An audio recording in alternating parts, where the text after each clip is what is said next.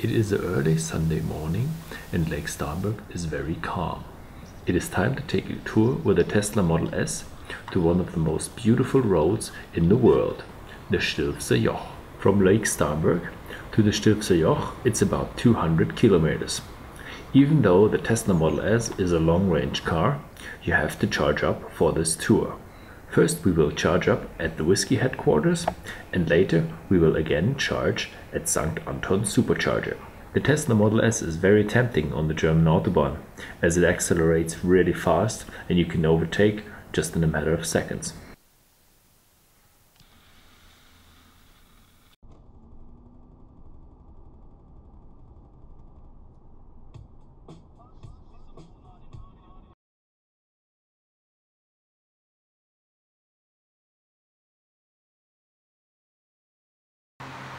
No, we don't buy gasoline, it's just to pay the toll for the Austrian highways.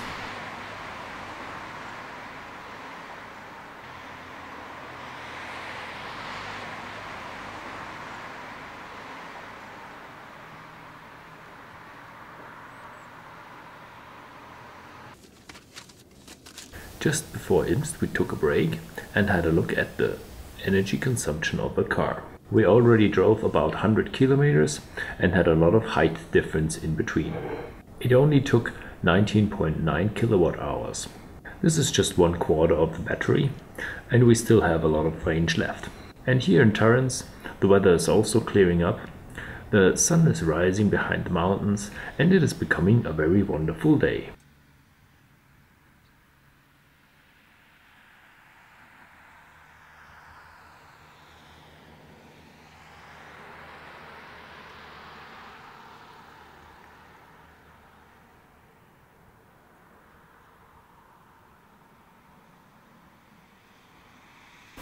We reached the supercharger with a remaining range of over 200 kilometers.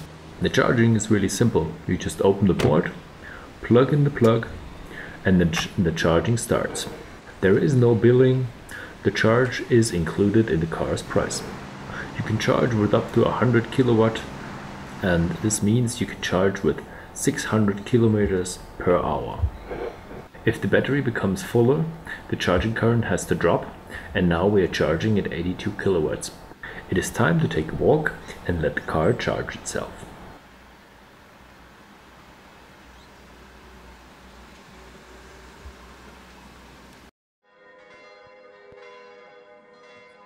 Most of you will only know the scenery from the winter, as St. Anton is the Aspen of Europe.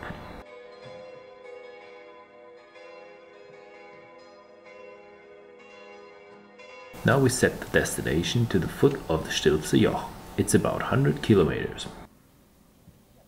With the current energy consumption, the car should have a range of about 325 kilometers. But due to the fast moving speed on the German Autobahn, that energy consumption is a bit too high, so we should have a better range than it is projected right now. We don't charge the car up to the maximum because we're still going downhill and the car will regenerate a bit of its energy. That could hurt the battery. After Landeck, the downhill part, we limit our speed so we can have enough charge at the foot of the Stilfser Joch to have some fun in the Stilfser Joch.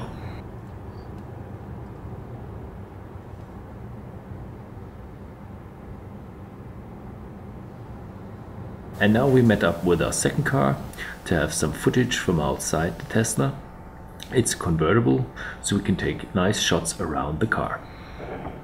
After we have gone through the Stelvio Pass, we will go through the Belgium Pass and then we will go to the Pune Distillery inside southern Tyrol.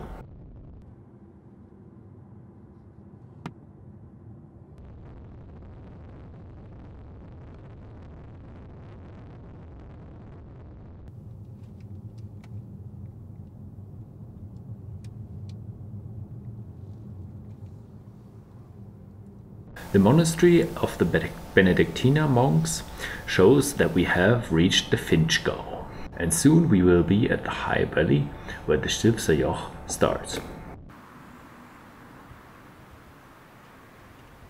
looked beforehand, but here we can see also the Stilfser Joch is open.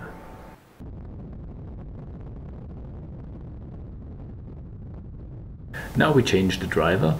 Everybody wants to drive the Tesla S in the mountains. However, the Tesla is a quite big car for these roads. It is the size of a Mercedes S-Class and the distance between the mirrors is 2 meters and 8. And with these dimensions, all the turns are becoming somehow smaller. You don't have to be a professional to drive these streets, but the curves at the top of the Stilfser Joch are becoming even smaller and it will be a bit tricky. At the bottom of the Stilfser Joch you still have trees but also a few sharp corners. And here is where the first rookie drivers with campers will stop and turn around. You are only allowed to drive vehicles below 3 meters width and I think 10 meters length. I would really like to see someone driving a Stilfser Joch with a camper with 10 meters length. That would be a horrible situation in the tight curves.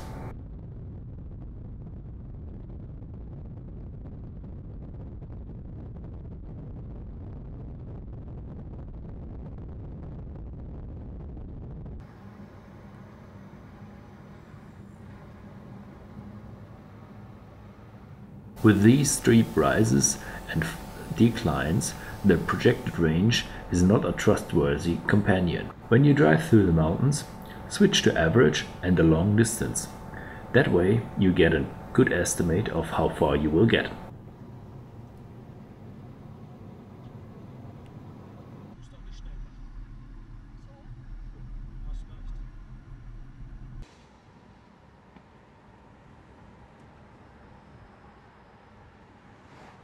Now we take a short break and let the convertible get a few kilometers in front. Motorcycles are really loud and really fast. Some people just like it loud. Electric cars are just a different lifestyle. The view of the Stilfser Joch is incredible. And again we have a change of driver. Everybody wants to drive in on these streets.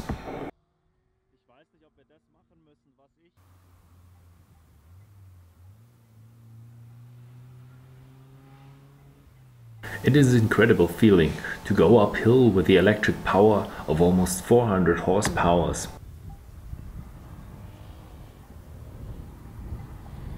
Inside the car you can just hear the bit of the wind and a bit of the humming noise coming from the motor. An incredible feeling to have such power without any noise. The average incline is 7% and the maximum incline is 12%.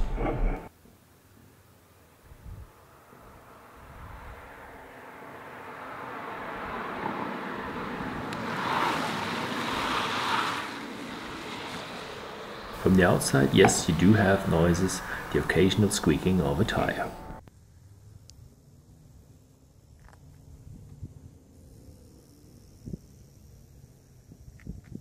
But however, we're not the most environmental friendly on this road. The cyclists are even friendlier, but they have to do a lot of work. And here is how you do a tight turn. You start on the outside, take in on the inside and end up on the outside again. But remember, always watch out for oncoming traffic. Don't go as fast as I do if you don't have clear sight or someone standing in the corner watching the oncoming traffic.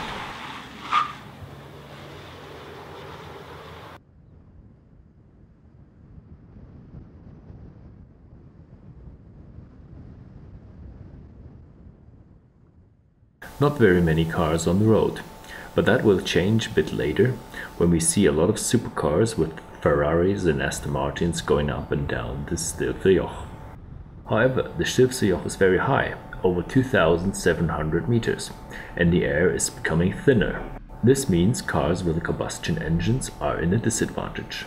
Not the Tesla Model S, the electric motor works fine in every altitude.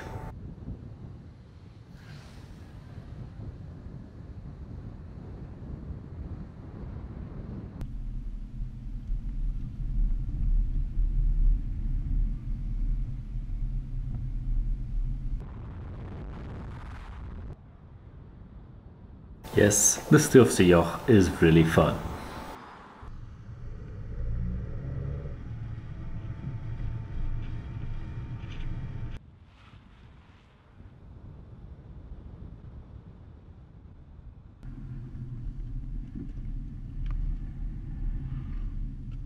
And then we finally reached the summit. The scene around here is like a market. Everybody is trying to sell something. It's very crowded. We drive through this whole town and go to a separate parking space where we have lunch. So what's left of the range? Do we even get down?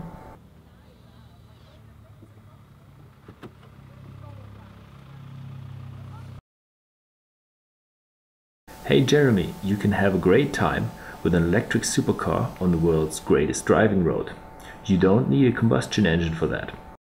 No need to disturb the silent and beautiful environment.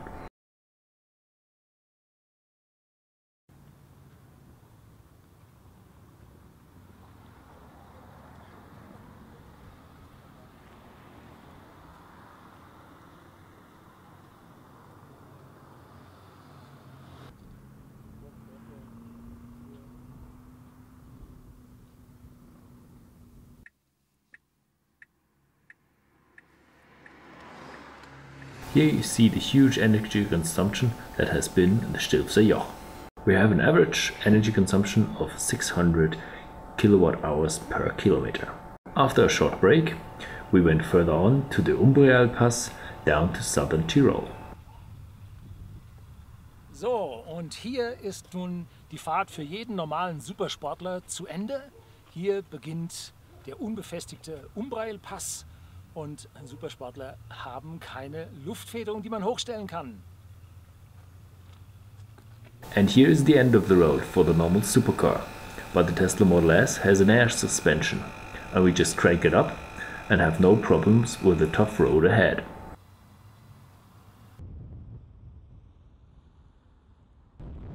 But oh no, what happened? The Untitled Pass has changed over the last years, and it's not as I remember. It's much smoother now, and every normal car can pass it now. There's only a short bit of dirt road left.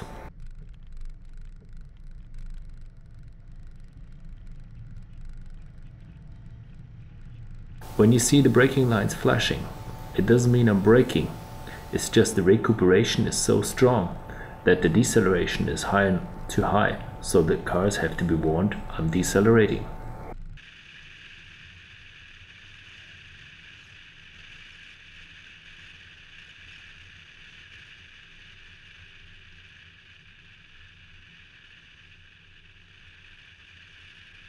And here we met a Porsche. A nice opportunity to go down this road quite quickly. In contrast to the Porsche, we don't use our brakes that often because we regenerate with the motor. This doesn't just mean we have to replace the braking pads less often, but also we regenerate energy and can have far further reach.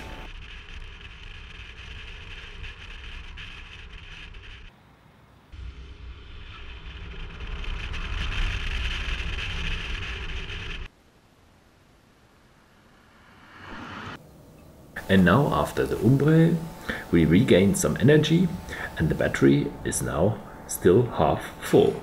The average of the whole pass was about 178 kilowatt hours per kilometer. I would have estimated a lot more.